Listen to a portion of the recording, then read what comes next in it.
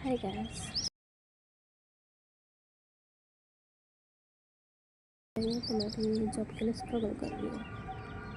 तो कल मैं इंटरव्यू के लिए गई थी। ये एक बीपीओ है जिसका नाम है आउटर ऑर्बिट। ये मेरे सिटी में मिलेगा, रांची झारखंड। ये नामकुम एरिया पे। तो मैं वहाँ इंटरव्यू के लिए गई थी। तो हुआ क्या, जब मैं इंटरव्यू के लिए पहुँची, वहाँ मेरा फर्स्ट राउंड नहीं हुआ था, क्योंकि मैंने इससे पहले भी वहाँ इंटरव्यू दिया हुआ था और वहाँ मेरा फर्स्ट टाइम में सिलेक्ट हो गया था। बट मेरे फ़ोन में इशू थे। वहाँ जो हमारा कॉलिंग होता है वो वहाँ फ़ोन का यूज़ होता है। तो जब मेरा पहला बार सिलेक्ट हुआ था, मैंने दिया था नवंबर के आसपास इंटरव्यू, तो मेरा सिलेक्शन हो गया था सॉरी।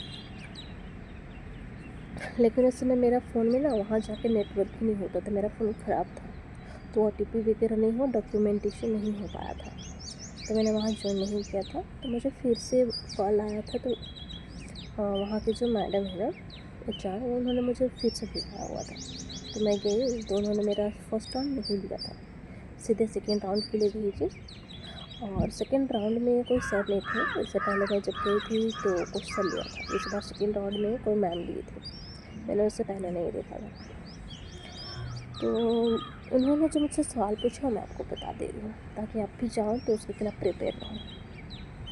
मैं जो आपको सवाल बताऊँगी ना, दोनों बार के बेस पे बताऊँगी।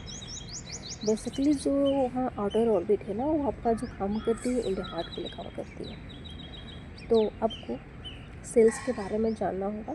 सेल्स क्या है आपका, ये B2B, B2C, B2E, ये सारी चीज़ों के बारे में आप देख लीजिएगा।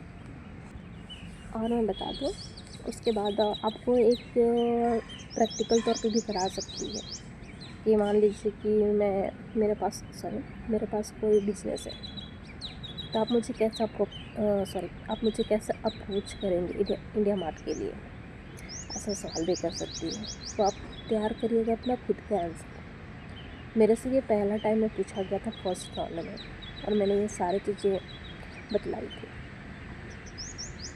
उसके बाद जब मेरा फर्स्ट टाइम इंटरव्यू हुआ था, उसका जो सेकेंड राउंड में जो मेरे से पूछा गया था, वो बेसिकली था खुद के बारे में। तो इंट्रोड्यूस करना ही होता है फर्स्ट में, और था उन्होंने ज़्यादा कुछ पूछा नहीं था। उन्होंने फिर से मुझे B2B के बारे में पूछा था, कुछ इंडिया मार्ट के बारे में पूछा था, और मैंने जो पहले काम छोड़ा था ना उसके रिगार्डिंग उन्होंने क्वेश्चन करा था, और मैंने सारे का आंसर दिया था।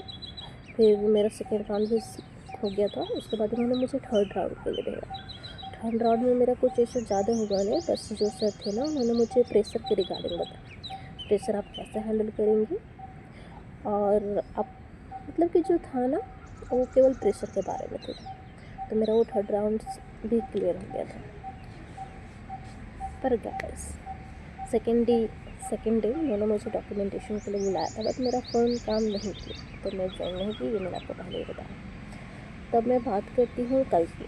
कल उन्होंने मुझे फिर से बुलाया था इंटरव्यू के लिए, तो मैं गई। तो मेरा पहला राउंड नहीं हुआ, सीधा उन्होंने मुझे सेकेंड राउंड के लिए भेजा। तो मैडम थी ना, वो मुझे जो सवाल करी, पहले आप अपने बारे में बताइए। मैंने अपने बारे में बताया। फिर उन्होंने पूछा कि इंडिया मार्ट के बारे में आप क्या जानते हैं, वो भी मैंने बताया। उसके बाद उन्होंने आउटर ऑर्बिट के बारे में पूछा। फिर वो पूछी कि उन्होंने सब्सक्रिप्शन के रिलेटेड पूछा। उतना मुझे आइडिया नहीं था कि इंडिया मार्ट में आपको ऐसे सब्सक्रिप्शन भी बेचना पड़ता है। वो भी उन्होंने कहा 32,000 या फिर 37,000 लगभग कितना। हाँ, तो उनका जो क्वेश्चन था, आपको यहाँ जो है सब्सक्रिप्शन बेचना पड़ेगा, वो भी 32 या फिर 37,000 का, और कस्टमर ना बोल देता है, तो आप कैसे प्रेशर हैंडल करेंगे, ऐसा समथिंग करके क्वेश्चन था। तो मुझे लगता है मैंने इस चीज़ का प्रॉपर आंसर नहीं किया, और गाइस मेरा सिलेक्शन नहीं हुआ ऐसे। फिर क्या था, मेरे को HR फिर से बुलाई। फिर वो बोली कि अगर आप फिर से देना चाहते हैं तो अच्छा से तैयारी कर लीजिएगा। पर मेरा इरादा है कि एक बार रिजेक्ट हो गया तो मैं दोबारा नहीं जाऊँगी। बस।